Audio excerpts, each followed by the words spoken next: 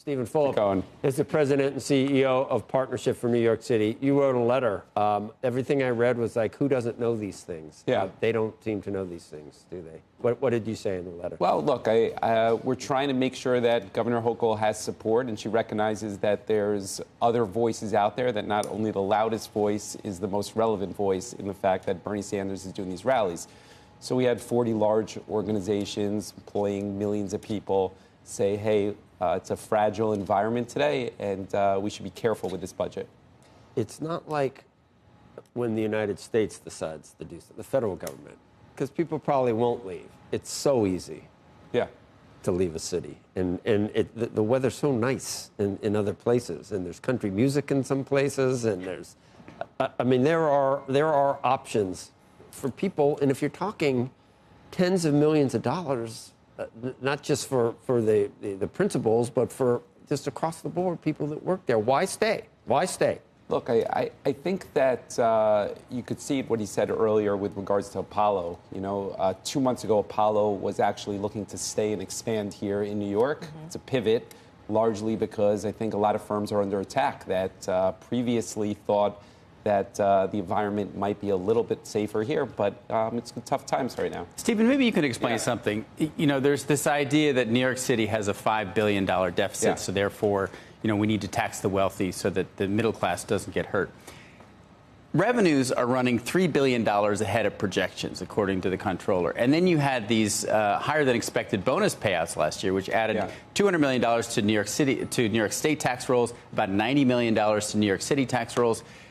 Why do we suddenly have a revenue problem? So I think there are some programs in New York that haven't been addressed that are at the core of the problem. So, for example, we have a rental assistance program called FEPS. That's an entitlement program that doesn't exist anywhere else in the country. It's growing 4% per month. It's absolutely unsustainable. Per month? Per month.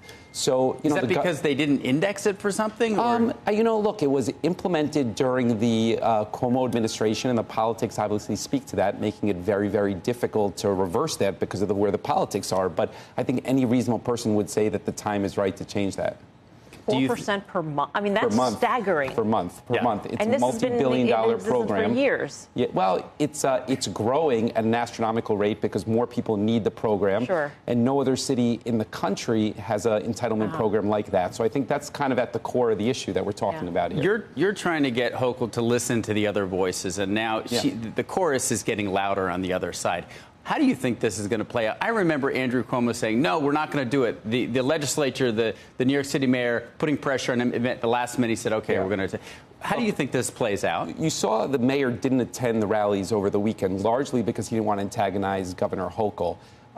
But it is framing up as he's pushing for some sort of tax increase just to say to his base that he has a tax increase. So, you know, you're going to have a winner and loser between the state and the city government on who's able to enact a tax or who's unable to hold the line. Do you think that Senator Sanders knows or cares about the true state of how progressive our tax system is at this point? And okay, billionaires, they borrow against their stock. There are... No, but here's the problem. He mentioned tax rates for billionaires. He said, Jeff Bezos pays 1.1%, and you in the middle class pay 8 or 10%. They're using a tax rate based on the unrealized gain in Amazon stock for that particular year as the base. But that's it's completely fabricated. It's fabricated, but I can understand that in the politically charged environment we're in, that maybe there should be some way to get some way, I'm not sure how, whether you tax, if they take a loan out against the stock, I don't know. There are, Ackman's come up with a proposal on how to do that.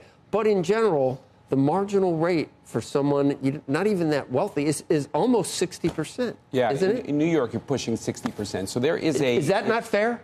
I mean, I think you raise a good point. There's a tripwire somewhere, and I think the far left fails to recognize that less people here, less wealthy people here, less employers here leads to less revenue, larger affordability crisis. And I think that disconnect is largely because of politics, and that's the kind of thing that we got to push back on a little bit. It's complicated. Do you think that this Apollo second headquarters story, I mean, do you think that it's really going to end up being the primary headquarters? I mean, is that what you see because of where things are going? They said they polled their employees, and that is where their growth is going to happen. And I would highlight that in the last 2 months, you've had American Express say they're going to establish a new building here, and Bank of America re-sign a lease. Those are both good signs, and maintaining a presence here, which everybody expects. But if you look at the mayor's press releases regarding both of those announcements, none of them acknowledged the fact that he is grateful for that corporate community to still be here. It spoke about labor and the building trades. And I think people interpret that language to be adverse to business, as it is. And that's the reason why you will see some sort of gradual exodus over time. We've already seen J.P. Morgan has more employees in Texas now than New York, despite that huge headquarters. That trend's going to continue. Right. You can tell them the 60%, or you can give them the tables that you always put out. What's the top 10% pay at this point? Well, the top 1% pays over 40% of the taxes. Top 1%, 40%. Top 10%, 80%. Yeah. Federally and state, it's even more. It's even higher. And what Romney? Because what our buddy Romney say about the 47%? Well, yeah, and there were some years right after COVID where it was over 50% of Americans that didn't pay a tax. And what Bernie Sanders floated a wealth tax. Not an income tax, but people pay not federal income tax. Right, that's right. Exactly. They pay sales taxes, and it's regressive. No, it's hard to imagine we have to say this, but we have to say we have a progressive income tax system where, on the whole, the wealthy pay the highest rates. So That's just factually from the IRS. Right, what if you said that to Bernie Sanders? What does he say when someone people never? Or it's hard of hearing, or no one ever says that to him? They have their own way of calculating income. Yeah, I think he would say that the wealthiest people are doing just fine. And he would say you probably need some equality across the board, is probably what he would say. And he would dare people to leave. That's what he would say. And at this time, when most Americans are under a lot of pressure from inflation, affordability, and you do have stock markets doing okay, and the wealth gains of the very top doing, you just look at Elon Musk and you hold that. Elon Musk holds as much wealth, Bernie said, as the bottom 53% of Americans. That's a startling figure, and that gets people really worked up. Those figures are true. I know, but we went, and I said, if maybe you look to try to unlock some of the capital gains from the stuff, that I agree. How about just the notion that money is treated better in the private sector, and that the more that you tax, eventually it comes around.